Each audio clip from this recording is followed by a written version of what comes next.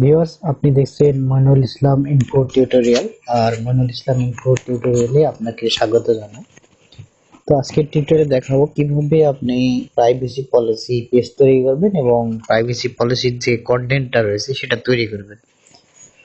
তো খুব সহজেই কোনো প্রকার আর্টিকেল না লিখে জাস্ট একটা ওয়েবসাইটের সহায়তায় কিভাবে লিখবেন সেই প্রসেসটা আমি আপনাদেরকে দেখাবো। তো চলুন আমরা একটা সাইটে যাব।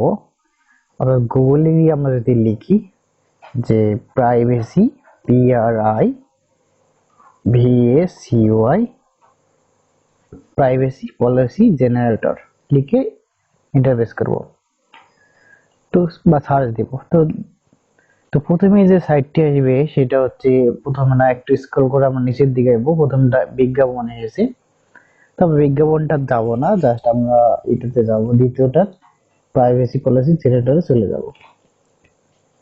তো আমি এই সাইটটা ক্ষুদ্র খামারি এর প্রাইভেসি পলিসি যে পেজটা রয়েছে এই জন্য প্রাইভেসি পলিসি পেজের জন্য কন্টেন্ট তৈরি করব বা প্রাইভেসি পেজটা লিখব।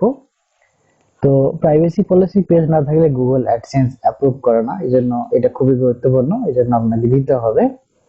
তো এটা আপনি জাস্ট এই ওয়েবসাইটের সহায়তায় তৈরি করলে কোনো সমস্যা হবে না, জাস্ট কয়েক মিনিটে তৈরি হয়ে যাবে আপনার প্রাইভেসি পলিসি পেজটা।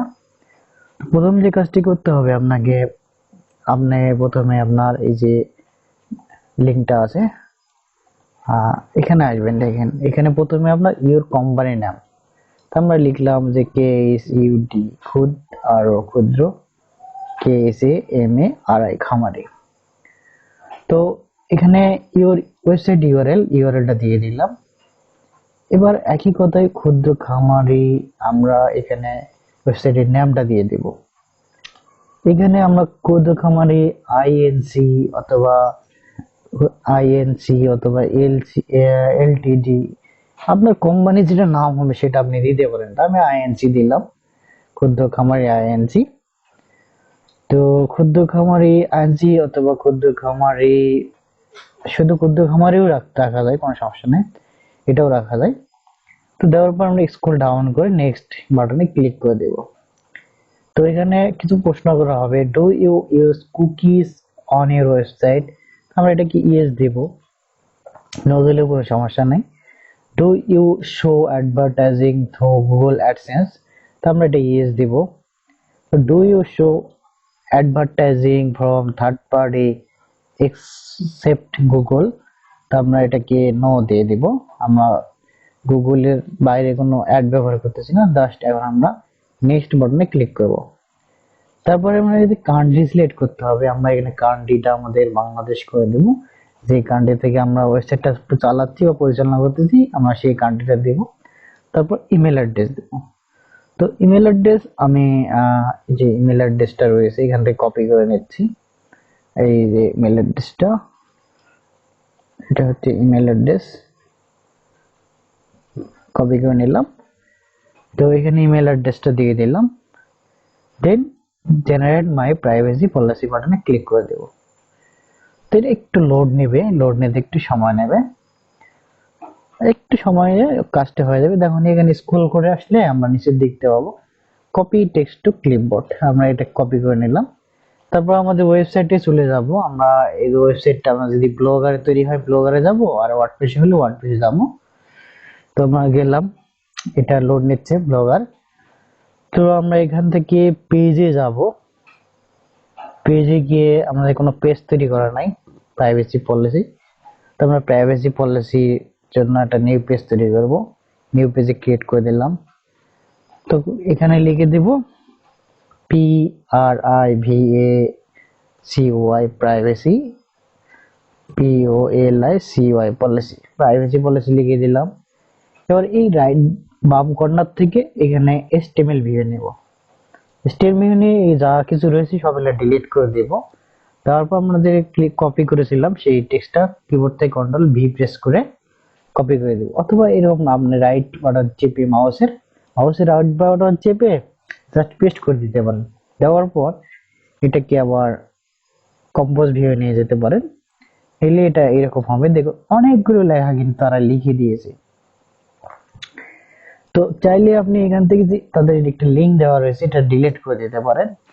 এক কথায় এইখান থেকে এই লাইনটা যেটা রয়েছে এটা ডিলিট করে দিতে পারেন, দিয়ে আপনি এই আপনার যে টেক্সটটা রয়েছে এটা দিয়ে জাস্ট অনেকগুলো লেখা রেখে দিয়েছে। তারপর এখানে একটা অপশন রয়েছে যে রিডার কমেন্টস, তো আমরা এটা ডু নট অ্যালাউ করে দেব। হাইড এক্সিটিং দেওয়ার পর আমরা এটাকে জাস্ট পাবলিশ করে দিব। তো পাবলিশ কনফার্ম করে দিলাম।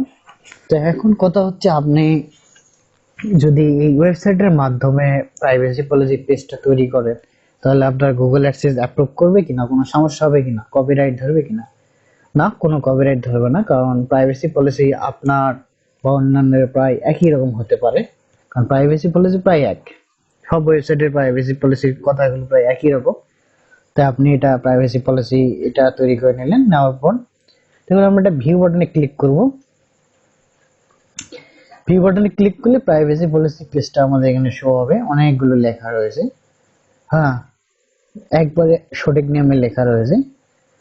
তো আমরা প্রাইভেসি পলিসি ফর ক্ষুদ্র খামার আইএনসি, তারপর কনসেন্ট ইনফরমেশন উই কালেক্ট, হ্যাঁ, how we use your information সেই বিষয়ে আছে, log file, cookies and webs beacons, তারপর Google double click DR dart cookies, advertising partner privacy policy, third party privacy policy, CCPA privacy rights, CDPR data protection rights, তারপর children information সবগুলো দেওয়া হয়েছে। তো এখন আমাদের দেখুন এখানে প্রাইভেসি পলিসি মেনুটা রয়েছে কিন্তু অ্যাড করা নেই, আমাদের এটা অ্যাড করতে হবে। তারপর এটা কপি করে নিচ্ছি এই ইউআরএলটা। তোমরা এখানে যাওয়ার পর আমরা আমাদের যে ব্লগে যাব, ব্লগের থিমে চলে যাব। আপনার হয়তো লেআউট হতে পারে বা থিমে হতে পারে। তো আমরা থিমে গেলাম, থিমে গিয়ে এখান থেকে এডিট এসটিএমএল ক্লিক করে দিলাম, এডিট এসটিএমএল। তো আমরা এই কোডের মধ্যে যে কোনো ফাঁকা জায়গায় ক্লিক করে দেব। তারপর একটা কিবোর্ড থেকে কন্ট্রোল এফ প্রেস করব, করার পর লিখবো প্রাইভেসি লিখে এন্টার প্রেস করব। তো আমাদের যেখানে প্রাইভেসি পলিসি লেখা আছে সেটা এখানে শো হচ্ছে, দেখুন স্ক্রল করে নিলাম, এই যে প্রাইভেসি পলিসি। তো আমরা জাস্ট এখন এখানে যে হ্যাশ চিহ্নটা রয়েছে, হ্যাশ চিহ্নটার জায়গায় আমাদের লিঙ্কটা দিয়ে দেব। তো দেওয়ার পর জাস্ট এটা সেভ করে নেব, সেভে ক্লিক করে দেবো, এটা সেভ শুরু হয়ে যাবে। প্রসেসিং হচ্ছে। তো প্রসেসিং হলে আমরা এটা যখন সেভ দেখাবে তখন আমরা যদি রিলোড দেই, এটা আপডেট হয়ে গেছে। আমরা যদি রিলোড দেই তাহলে আমরা এখানে যদি ক্লিক করি তাহলে আমরা দেখতে পাবো। তো আমরা রিলোড দিয়ে নিলে এখন আমরা এই যে আমাদের প্রাইভেসি পলিসি রয়েছে, এই প্রাইভেসি পলিসিতে ক্লিক করলে দেখুন এখানে লিঙ্ক হয়েছে, লিঙ্কটা দেখাচ্ছে, তার মানে আমাদের প্রাইভেসি পলিসি পেজটা তৈরি হয়েছে। আমরা যদি ক্লিক করি তাহলে এখানে প্রাইভেসি পলিসি পেজটা চলে আসবে। তো অনেকগুলো লেখা রয়েছে প্রাইভেসি পলিসি। তো এই প্রাইভেসি পলিসি পেজটা কিভাবে খুব সহজে তৈরি করা যায় সেই প্রসেসটা দেখালাম। আরো এরকম গুরুত্বপূর্ণ ভিডিও পেতে আমার এই চ্যানেলটি আপনি সাবস্ক্রাইব করে রাখবেন, যাতে আমি নতুন ভিডিও প্রকাশ করার সাথে সাথেই আপনি নোটিফিকেশন পেয়ে যান। আর আপনি যদি আমার চ্যানেলে নতুন হয়ে থাকেন তাহলে চ্যানেলটিকে সাবস্ক্রাইব করে দিন, আর যদি আপনি অলরেডি সাবস্ক্রাইব করে থাকেন তাহলে আপনাকে ধন্যবাদ। পরিশেষে ভালো থাকবেন, সুস্থ থাকবেন, ধন্যবাদ সবাইকে।